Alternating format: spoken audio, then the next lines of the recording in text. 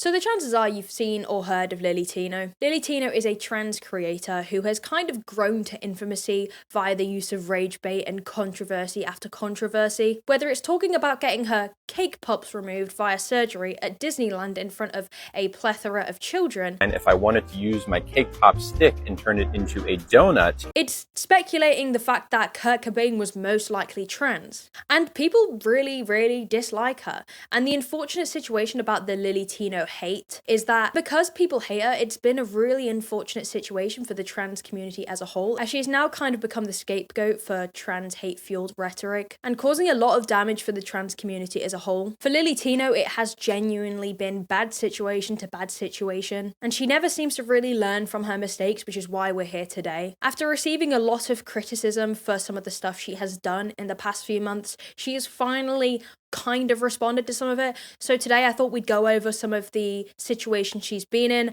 and her response to said situations, and also kind of talk about the effect this has had on the trans community and kind of just the problem with Lilly Tino as a whole. So I guess the perfect place to start in this situation is what gave her most backlash, which is the Disney video where she sits in Disneyland and she discusses surgery that she would be having done, basically to remove her testicles. And in this video, you can hear there are a lot of people around, and Disneyland being somewhere where a lot of children are, people were really unhappy that this was being discussed within the vicinity of children. I swear, we're about to get banned from Disney. Last summer, I got my cake pops removed, and the plan up until recently was to get my marshmallow wand reconfigured into a marshmallow tunnel. Unfortunately, a few weeks ago, I noticed some hair regrowth on my marshmallow wand. That's bad because the outside of the wand is what becomes the inside of the tunnel, so you don't want hair growing there, or else it's very uncomfortable. So I talked to my surgeon and he said that it would be best to postpone the procedure. Okay, so you get the gist. I don't think we need to watch the entire video, but if you listen in that video, you can hear that there are children in the background, and obviously this is what caused the uproar because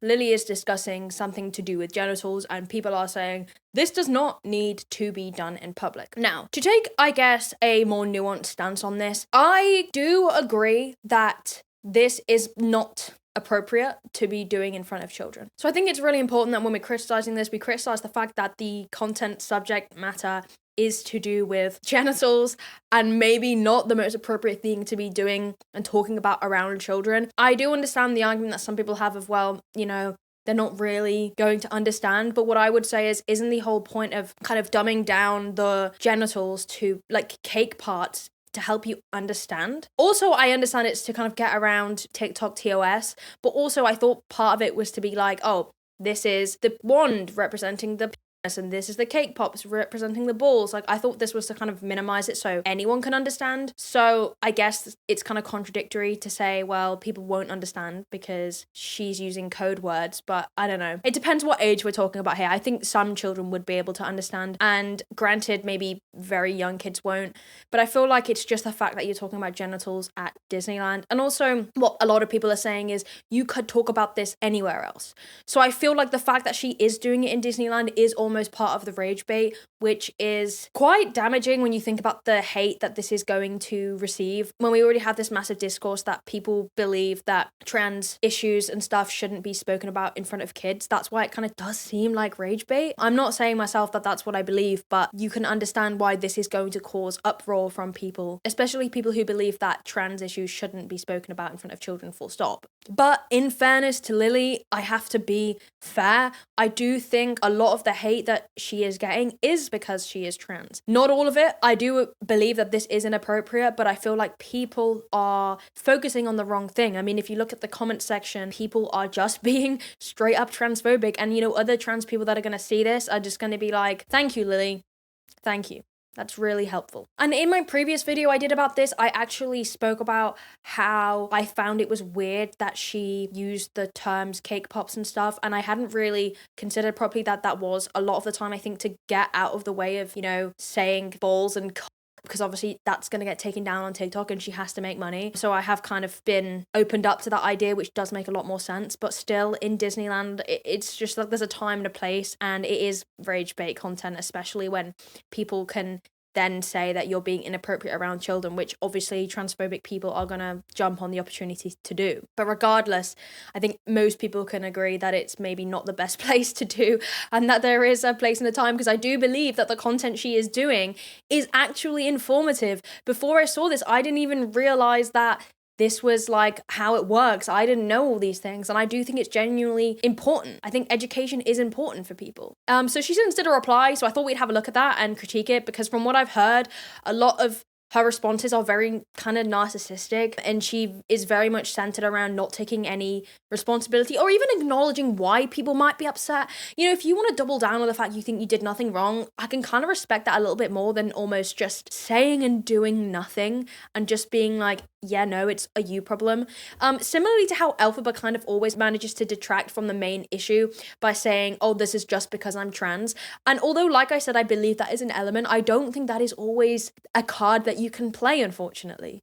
When you're talking about surgery, why do you do it in the most public places? You could talk about it in your house. I also noticed that you talked about it in like a kids area, kind of like Disneyland. That Disney video, huh? A lot of the commenters on that video seemed to think that there was a row of children in front of me that I was preaching to as I filmed it. But in reality, it was a really loud cafe where I could barely hear my mom right next to me, much less the table next to me. What I really think people have a problem with is that I am being a trans person in public. And that's really what this voicemail is getting at, that being trans in public in general is not okay, right? Like, they're saying that I should film at home. Why? Again, like I said before, I can partially agree. There are mad people out there who are hating on her because she's trans and just existing.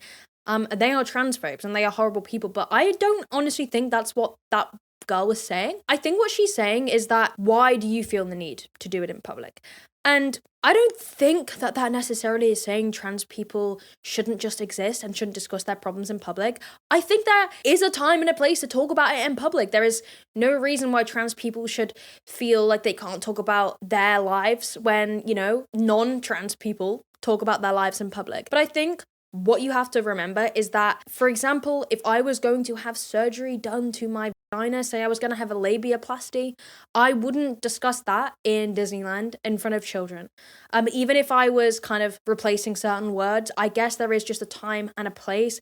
And when you are recording and posting it, it's almost inviting people to critique the fact that you've chose Disneyland to do it because you made the conscious decision to do so. It's like if I was to discuss, like I said, getting a labiaplasty or something, and then I set up my phone and I record myself doing that in public, I'm asking for people to criticize my choice of location. Whereas if I was just to do it and not record it, no one would know and I would get away with it. Not that I'm saying that makes it any better, but the very notion of recording it is almost, it seems like rage bait, you know? And I think she understands why people have a problem with it, but I think it is very easy to say, oh, it's because I'm trans, because I do agree that there are people out there that will do that because you are trans. So it's quite a difficult situation to navigate. Safe at a restaurant or at the grocery store or just walking down the street, because in 2024 we don't. And that's why I film in public, so that you can see I'm living my life and you don't need to be afraid of me or any other trans person. And that is a great message to portray. I genuinely think it is. I just think the issue is that you're not just documenting your life as a trans person in the way that everybody else does. If you were just vlogging and showing us, you know, your day and doing all that and talking about just yourself in general, I feel like that would be great. That's great, honestly. And I don't believe anyone should get hate for just being trans and making content. That's a horrid thought. And again, if you were to just be educational in more, I guess, appropriate settings, there's no problem with that. People shouldn't have a problem with you existing as a trans person in public at all. In fact, I think people should find it like inspirational that you are choosing to have a platform where, despite the hate you receive, you know, you power on through and you're trying to help other trans people feel less alone. I think that's a really nice thing. But I think there are certain things you are doing that is inciting rage. Example, rage bait. And I think that is a problem in general, and almost saying, if you've got a problem, you're transphobic, is counterproductive, especially the environment you're trying to create is one that's accepting and progressive. I think you're almost feeding into it. And I feel like when it comes to this whole rage bait thing that Lilly plays into, there are other examples of this that are even worse. We've got the entire misgendering arc to do with Lilly Tino, which shouldn't even be a thing, because when you think of misgendering, it's something so simple, you just shouldn't do it. And I already smell the comments, and I just want to let you guys know before we get onto this stage of misgendering, I don't care to hear your he/him comments. I really don't. It's boring. It's not new. I see it every day. People telling me as a woman that I'm disrespecting women by calling her a her. I feel like the men especially that are saying that to me, you don't care about women, you just want to be transphobic, and you're using me as an example of why it's disrespectful to call a trans woman the preferred pronouns. When it comes to trans people wanting to be gendered correctly, that is the bare minimum. That is like a human right. So by almost saying, well, I don't like her because she incites rage, why should I respect her? You know, I respect real women. All the comments that I get, you're actually just transphobic, and you're telling people that using the respectful pronouns is a privilege and not a right, which means you're telling trans people as a whole they need to earn the right to respect their pronouns. And I think that is such a boring discussion that I have to even say, because I thought by now people would understand. So if you are gonna comment this, just know I will not respond to you. I will try and delete the comments where I can, because I don't want that environment here. And if you're gonna criticize someone, criticize them with actual points. There's so much you can say, and offending an entire community of people just so you can hate on this one individual is childish, and you have limited brain capacity. All right, so just remember that. Anyway, about Lilly and misgendering. Lilly is a food blogger, first and foremost. I'm pretty sure, looking her account, she does a lot of food reviews. She sits in and dines. She eats and talks about her life. That's kind of the vibe we've got so far after the first video. What Lilly basically does is she live streams, and then when she occasionally is misgendered by servers, she clips these up, she posts them on her TikTok, but these videos are of her getting very angry at the staff for misgendering her, even though more often than not these people are apologetic and they do make it very clear that it was an accident and they are sorry. She still gets angry, posts it to humiliate these people, and threatens to leave terrible reviews. Again, I don't think anyone should have an issue with Lilly reporting anybody who is repeatedly and forcefully misgendering her, but when you look at these clips, a lot of the time it genuinely does seem like an accident. I don't think there is any point or need to put these people publicly on blast for misgendering you, because a lot of the time it looks like an accident, they're apologetic, and yeah, there's not really much else to say about that. It looks like he's having a nice feast. She, her. Yeah. Yeah, it's okay. It's all good. But it was not all good. Hi. I use she, her pronouns. I'm not sir. Yeah, like it's like a knife in the heart. I did specifically ask ahead of time not to be called sir. Yeah, I'm just gonna go. The Sweetwater starts at yes, okay. Sir? Not. I'm so sorry. I apologize. It's just always like a knife. It always hurts every single time. I was wondering if there's a manager I could talk to about something that happened. Yeah, I was called sir. Alright, so you get the gist. I don't think we have to watch that entire video, but if you see in the first clip, she actually says it was all good. She cuts the camera and she voices it afterwards saying, oh, it was actually not all good. But this is kind of the problem, okay? Because there's absolutely no issue in correcting people about your pronouns. I don't see the problem. If I was a server and I got someone's pronouns wrong, I'd be happy that they corrected me, so then for the rest of the service, I am not misgendering them. You know, that is just basic human decency. But for example, if you're going to complain about the way that somebody is talking about you or to you, and then when they say sorry, you say it's fine, but then off camera, you're saying it's not fine, that's what is the point in that? What is the point in that? Because then it seems like you're just playing up for the camera to get views and attention. If it's not okay, say it's still not okay and leave. Which, as you saw in the clip after that, she did do. She left after they apologized, which I still think is also kind of unreasonable. But then again, I'm not a trans person. I don't know. For me, I do think, however, that if someone is saying sorry, I don't know if it is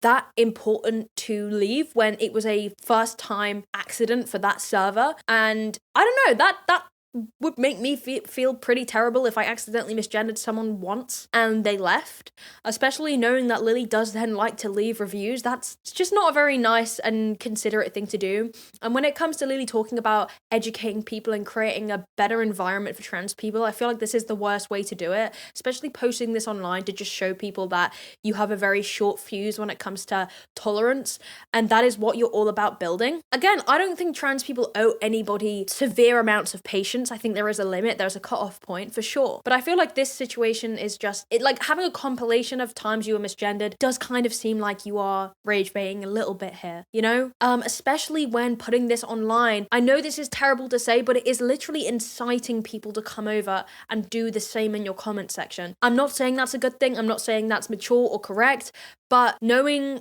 what you know and how people dislike you, it's just never a good idea. The comment section on these videos are just horrible, and they're exactly what you would expect. And imagine being a trans person who has done absolutely nothing wrong, living their life, opening this comment section and seeing all of these comments. It's just not a nice thing to see. It's horrible. And I think with Lilly's intention of building this better environment for trans people, educating people, wanting more acceptance and tolerance of trans people, I feel like this is the worst way to go about it. Just getting angry and posting these people online is just very counterproductive. She also talks in these things about people and how they should use gender inclusive terms. And I feel like, yeah, that is a great ideal, right?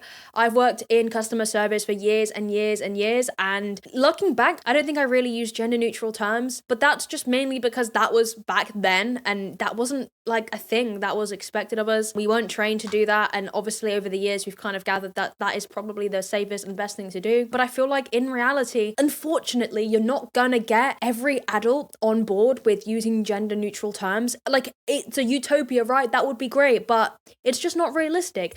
And I feel like sometimes in order to avoid consistent like offense for yourself and being upset over every little thing, you do have to kind of accept that there is going to be an element of you can't control everybody. And I think you cannot go to every establishment and have them misgender you and call management, leave terrible reviews, because you're going to be doing that for a really long time. Because especially the older generation, they're not as on board with it. I'm not making excuses. This isn't my opinion, but it is just kind of reality. And I think you need to live a little bit more in reality. And I guess tackle the bigger problems other than a server who misgenders you once and tell them that they've misgendered you and just move on with your day. Welcome to Ask a Trans Girl, the show where I answer your questions. Let's listen to today's voicemail. Hi, I'm sorry if this comes off offensive. This is like a genuine question. I know that a lot of people believes that gender and pronouns are two different things. For example, you could be a male and go by she, her pronouns. Do you also believe that? And if you do, why you get upset whenever people call you him or he? Okay, so I was a little bit confused when I first heard that, and I think what the question is if you are somebody who believes that the look of you should not equate your pronouns, why are you so offended when someone says he/him? I think that's the entire point of that, which I can kind of understand, because if you're talking about how gender is a social construct and how your appearance, for example, shouldn't necessarily define what pronouns you are, because the pronouns that you are given at birth is based off of your sex. And in terms of gender, it is essentially a social construct. People like to say that that's ridiculous. Gender is what's between your legs, but it's not ridiculous. If you get a child, right, and you raise them, not that I'm suggesting this before anyone gets triggered at me, but if you raise them as not a boy or a girl, you just raised a human being, they would not look like either a boy or a girl. They would probably be somewhere in between, because they're not taking on the societal expectations for example, boy to have short hair and girl to have long hair. They won't necessarily pick their style based on what gender they are. So I think the question is based around, if gender and sex aren't related, why are you so bothered about pronouns? I think that's the question here. Men can absolutely use she, her pronouns. There's no link between what pronouns you use and what gender you are. So why do I get offended when someone calls me he? You might have seen the videos of me getting misgendered in restaurants. A lot of times people will criticize my reaction in those videos and say, well, how could the server have known that you were she, her, and not he, him? What am I suggesting here? What's the change? What's the thing that the server could have done? The server could have not called me he or she. I mean, yeah, I agree that that isn't necessary when serving, but I feel like when I've been in any job, when I would serve people and if I did say, oh, yes, sir, or yes, ma'am, it's kind of out of respect. And I understand that times have changed and you are way more likely to offend somebody from doing that. And the thing is, there's no issue with Lilly saying, can you not call me that? I am she/her, her/she, I don't know which way around it is. There's no issue with that, but no one's criticizing the fact that you are correcting them. People are criticizing your overreaction by calling their manager or leaving the restaurant in anger when your whole point is to educate people. That's not educating people, that is fear-mongering. Like making someone feel terrible because they've misgendered you. Why don't just correct them and continue to be polite and just continue enjoying your meal? Surely that would be the most productive way of doing it. People aren't criticizing you for being upset. Of course you can be upset. Like, there's absolutely no problem with being upset and correcting them, but it's that anger and like the passive aggressiveness or saying it's okay when it clearly isn't okay. Like, it's just not productive and it's not aligning with what you're supposedly aiming for. Hey, how's it going? What can I get for you? And why do I get upset? It's because I'm a human being with human feelings, and when someone says something that hurts me, I say something about it, because otherwise it simmers and festers and no one likes that. Anyways, hope that helped. Let's eat this delicious It didn't really help, I'm not gonna lie, because you didn't really say anything. What people are trying to portray to you is that you're getting angry at people, and that's not productive. And no one's saying you can't be upset. You know, there's no problem with that. If someone misgendered me and they thought I was a dude, then I'm gonna be like, okay. And not for any other reason other than that I don't try and make myself look like a dude. So I can completely understand why you would be offended when you are a woman and you're trying to pass as a woman, why you would be upset, but no one's upset about that. Like, that's not... Okay, I don't have anything else to say to this. And what is interesting about this misgendering thing and how she doesn't want to be misgendered because it really upsets her and she's a human, which is all very valid. But when you put it next to the Kurt Cobain video where she essentially says that Kurt Cobain was probably trans, it is a little bit of a bold statement to make after doing speeches about how you don't like being misgendered and you don't like people assuming your gender based off of what you see, to then go ahead and say that Kurt was trans because he wore female clothes. I bet you didn't know that Kurt Cobain was probably trans. Here's why. First off, Kurt wore a lot of women's clothing. And when asked about this, they replied that they wore dresses all the time because they felt comfortable and free. Do you not see the irony here, Lilly, that you have just gone on a rant about pronouns and how you are being misgendered and you don't like being misgendered, but you take a dead man and you talk about the fact that he was probably trans because he chose to express his gender identity via clothing, which many people do. Case and point here.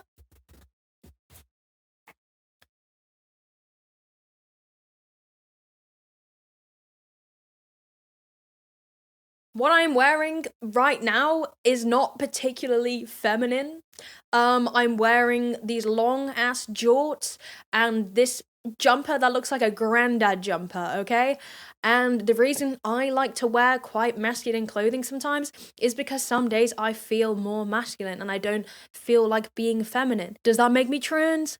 No, it means that gender is a spectrum, and I think people that don't see that are stupid, because as we spoke about before, with gender being a social construct, it means that you are going to fall somewhere on that line. It is kind of obvious, actually. People that deny it being a thing are very, very, I think, ignorant. Some days I like wearing a skirt, some days I like looking like a 10-year-old boy. And nothing to do with my sex or me being a woman or me being a man. It's just to do with me expressing myself via clothes. And there's absolutely nothing wrong with that, but it doesn't make me trans. And I think almost kind of summarizing transgenderism as being the clothes you wear is very counterproductive of your views that are already out there. And I guess insulting to the trans community, because aren't you also implying that in order to pass and be a passable trans woman, you have to be wearing dresses and women's clothing. It's very counterproductive to the stuff that you have already put online. And that's why I believe that this is genuine rage bait. And again, I just don't see why you would do this. It's like you're trying to harbor hate on your page. And I don't agree with it, but it's just gonna happen. Unfortunately, that is the harsh reality of the internet. Look at Kurt in these pictures. They look so happy. And in an interview about their childhood, Kurt said that they mostly hung out around girls and that at one point they thought they might be gay. Many trans people who don't have the vocabulary yet to express their gender identity will describe what they're feeling as being gay. That's Or maybe, just maybe, he thought he was gay. Or maybe he was bi. I'm bisexual or pansexual. I don't really know. All right, I like anything. Not a slut, but maybe I am.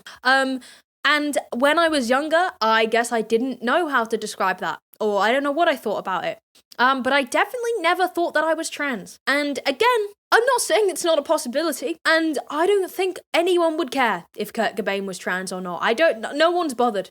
If he is, he is. If he's not, he's not. That's great for him. But he is a dead man who committed suicide. And you're speculating on his gender identity. Which, Lily, imagine you decease and people are speculating whether you are trans or not.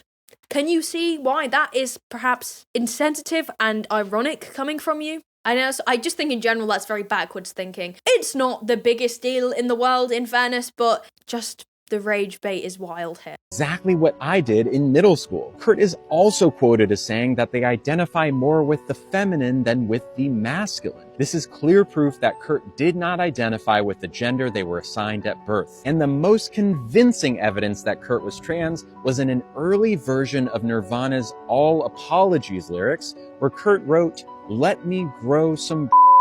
That is clear-cut gender dysphoria. And of course, Kurt will never be able to tell us themselves, but the evidence makes it pretty obvious they were trans. That might be. Okay, but the rage bait is insane. This has to be rage bait. But if you were right, I'm sorry. It's time to whip out this.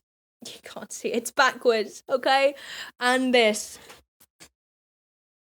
Alright? I'm a Nirvana fan, in case you didn't know.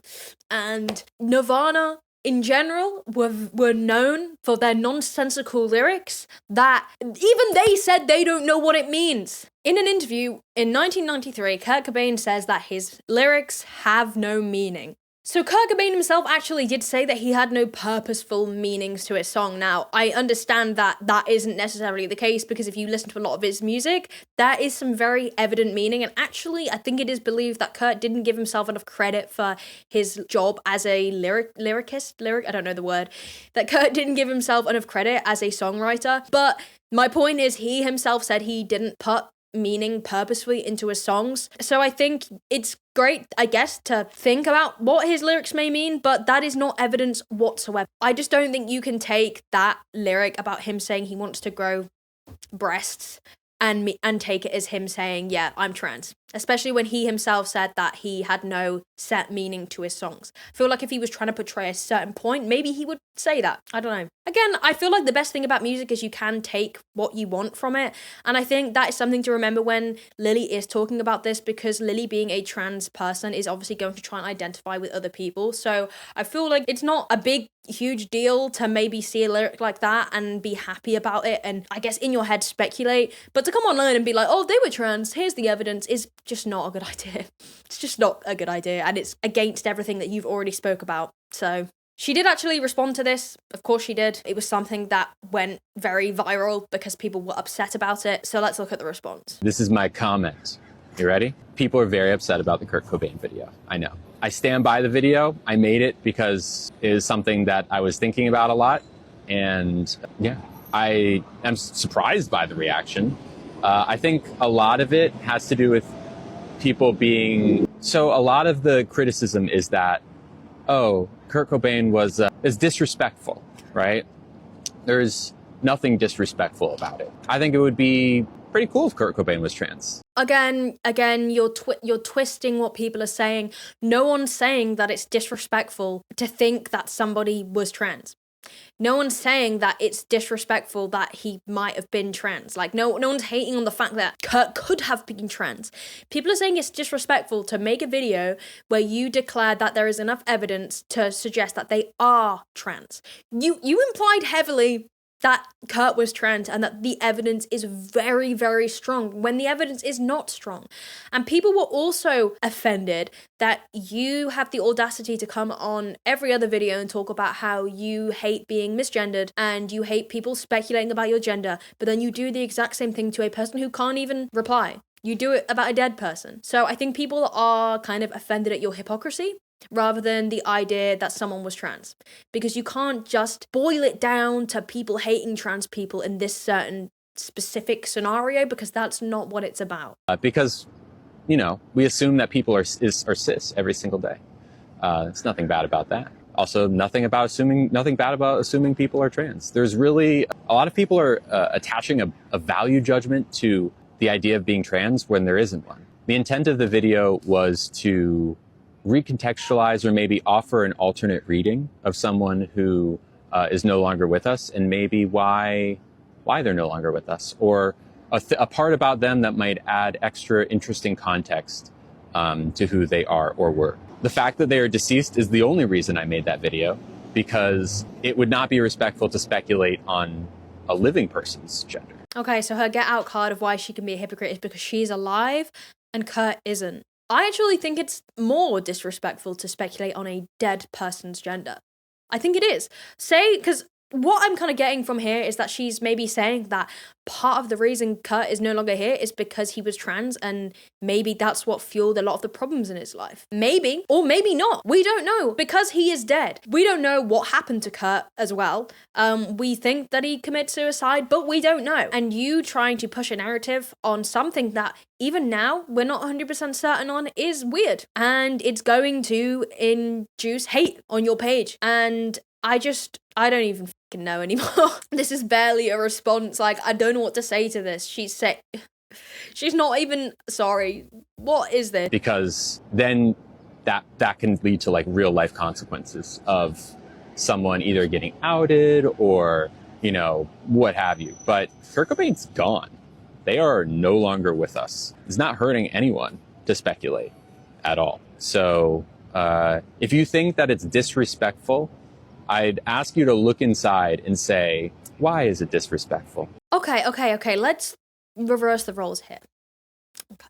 So this is going to sound so morbid and horrible, but Lilly, say when you've passed on and you're gone, you're no longer with us, in your words, say people come to the internet and they speculate whether you are trans or not. They're speculating whether you were ever trans.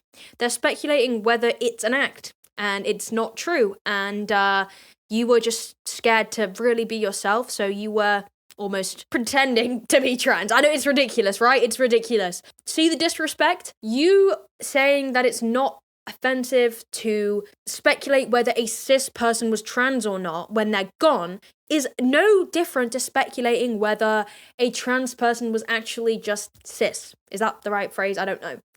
It's the same thing. I know a lot of people will say, well, it's not, because, trans people get a lot more hate for just being trans. Yeah, they do. But if a cis person is saying they're just cis, or they're not saying anything at all, then they are just what they are. You can't create a new identity for them, just like how you wouldn't want someone to create a new identity for you. I think it goes both ways, and either way is weird. I would never speculate about someone's gender identity. If he wanted to say something, he could have. Maybe he was too scared. We don't know, but he is dead, as you said. So why don't you just not do this? And you're not helping yourself, to be honest. Would it be such a bad thing if Kurt were trans? Let's say I'm wrong. We'll say I'm wrong, okay? Let's say that Lilly is wrong about Kurt Cobain.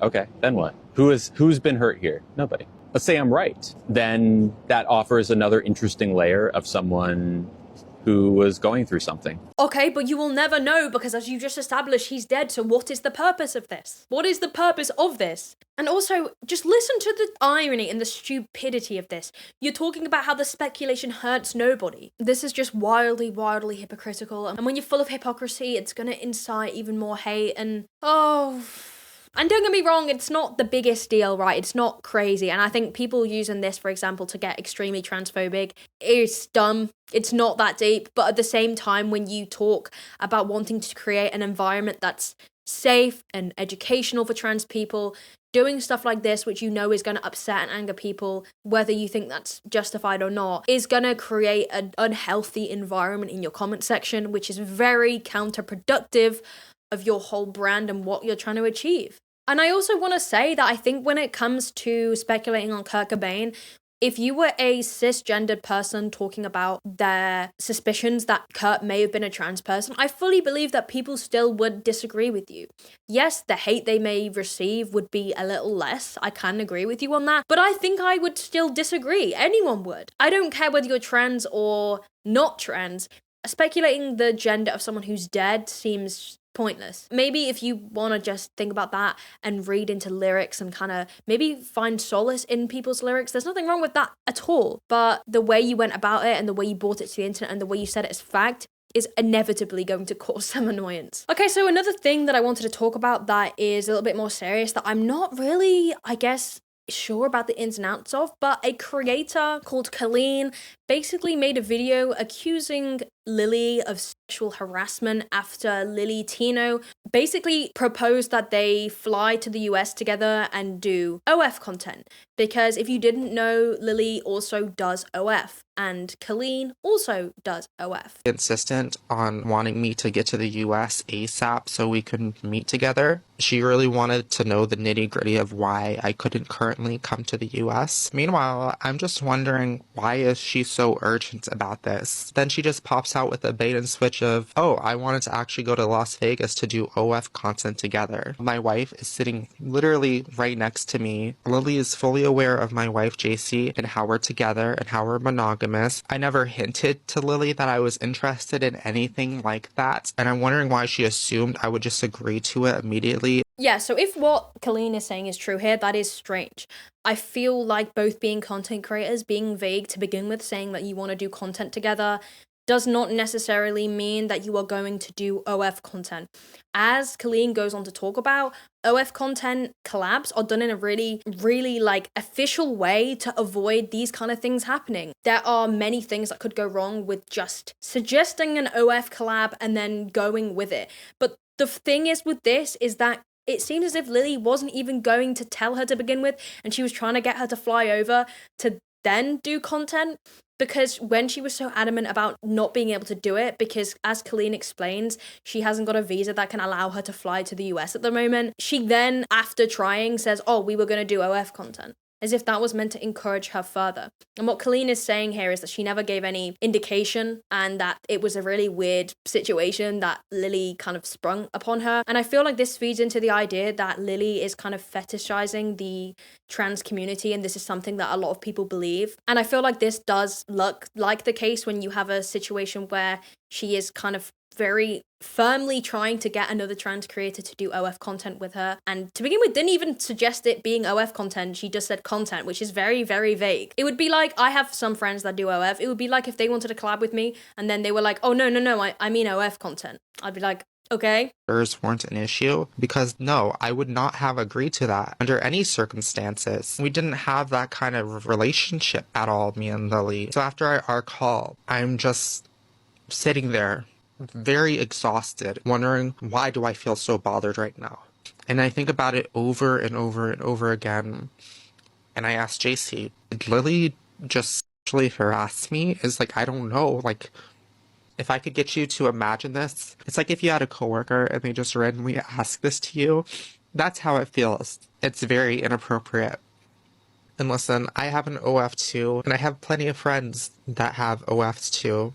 But the thing is, collabs usually don't work this way. There's always a mutual respect there, and they both already know before the pitch even happens that both parties are even open to a collab. I never did a collab with another trans influencer, so I don't know why she would even get that idea. But for me, this just feels like Lilly does not know boundaries at all, and sex is just a toy to her. So that was Colleen's original video, basically accusing Lilly of sexual harassment. Lilly did a live stream, but she also then did a response video, which we'll look at now. I'd like to start with some context about Colleen and I's relationship before all this happened. So last April, I was going through a really tough time, something that actually I learned Colleen had also gone through before. She reached out, was really supportive, really nice, and honestly, her support was one of the reasons that I was able to pick myself back up and start creating again. From there, Colleen and her partner were super involved in our community. It was great to have them. Over time, we became friends, and like any friend, I would always post something nice in her comment section. I didn't have a crush on her. I was just a friend from the fan section saying, "Go Colleen." Now, independent of Colleen, I recently decided to start making a new kind of content. One of the things that I thought would be helpful to kickstart that effort would be to collaborate with people in the same space. Colleen is in that space. For the record, collaborations are super common among any kind of social media creator, be it this kind of content or other kinds of content. I'd encourage you to think about all the times you've seen two content creators come together to partner on a video. It happens.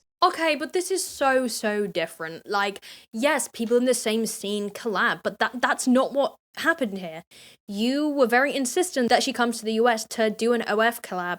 You were very aware that she has a wife, which is even more inappropriate and disrespectful. And I feel like a lot of the time you guys have to be on the same page. You didn't approach her and say, "Hey, would you be interested in doing an OF collab?" According to Colleen, you said, "Let's do content together," and she said she couldn't because of her visa. And then eventually you said, "Oh, and it's an OF collab, by the way." And just because you guys are trans and in the trans community, that doesn't mean you have to do an OF collab. There are so much more content you guys could do together. Why don't you go to a restaurant and talk about stuff? Like, it is just inappropriate. You don't just fling that on someone and not expect them to get upset because you don't know who you're talking to.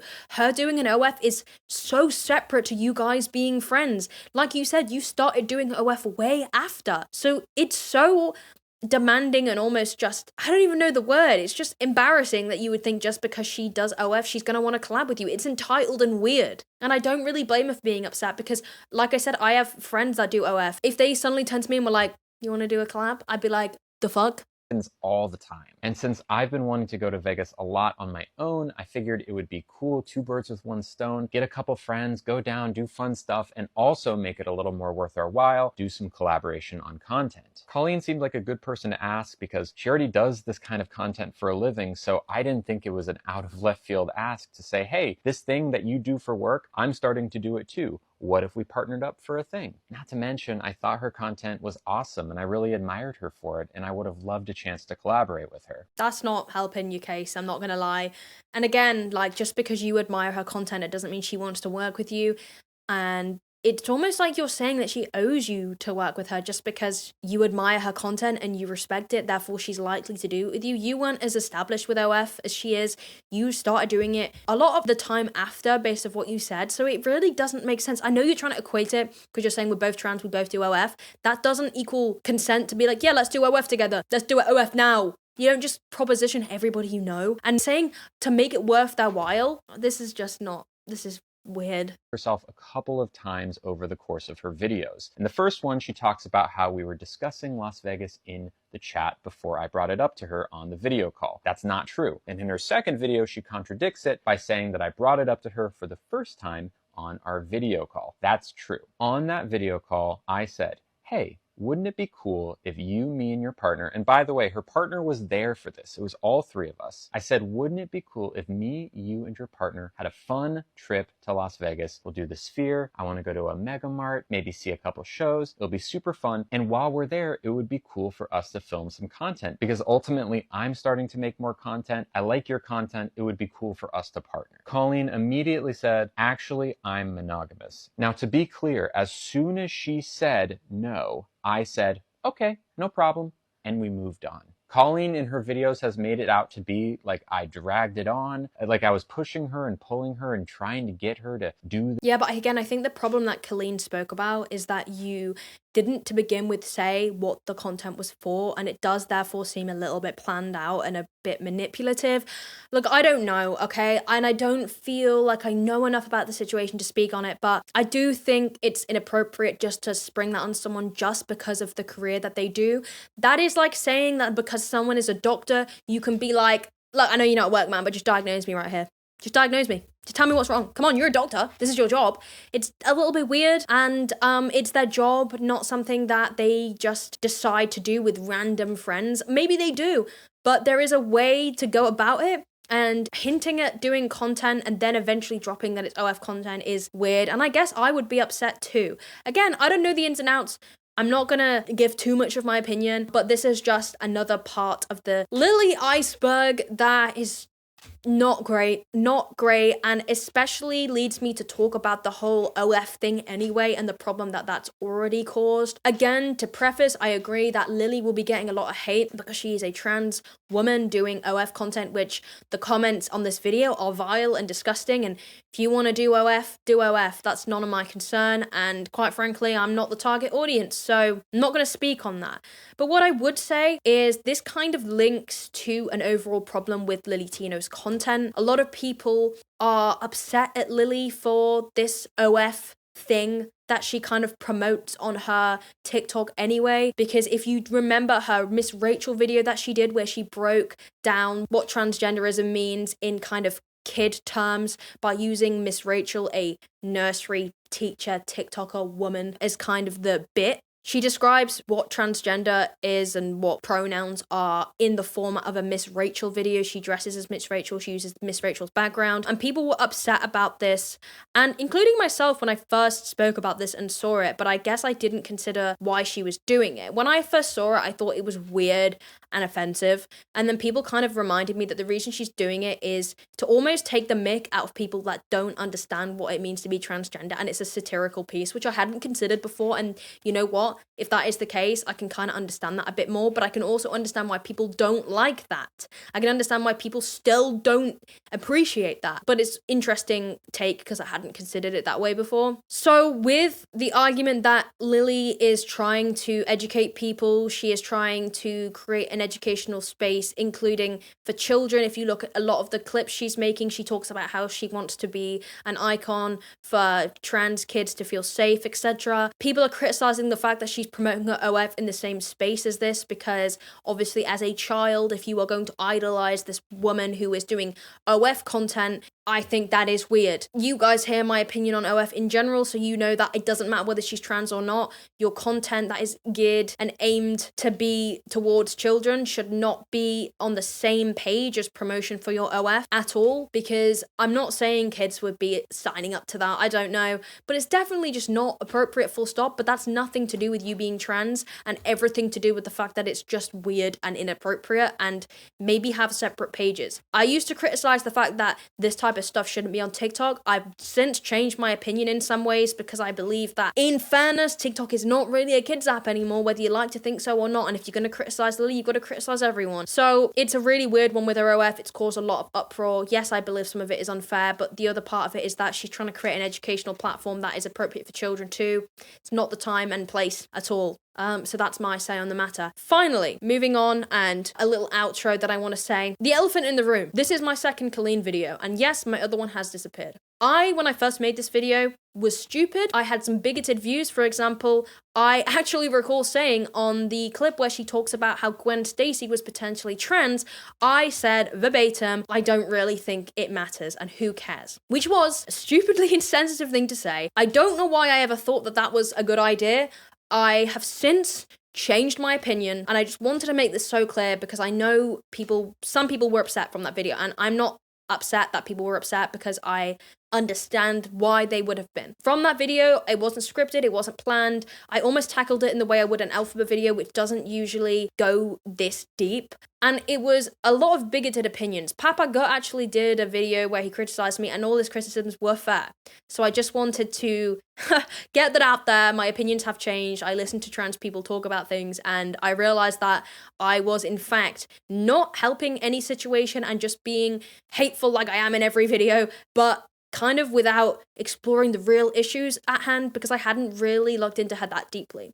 So yes, I wanted to establish I am sorry for that video, and I do genuinely apologize to any people that I caused offense to. I don't think I genuinely intended to come across as transphobic. Whether my intention was there or not, I guess it doesn't matter. Some people were offended, and to that I can genuinely only say sorry. I did remove the video because obviously I don't want to, garner any more hate and any more upset to something that I have since changed my opinion on. But yeah, that's that. I hope this video was informative and I guess more nuanced, and as it should have been in the first place.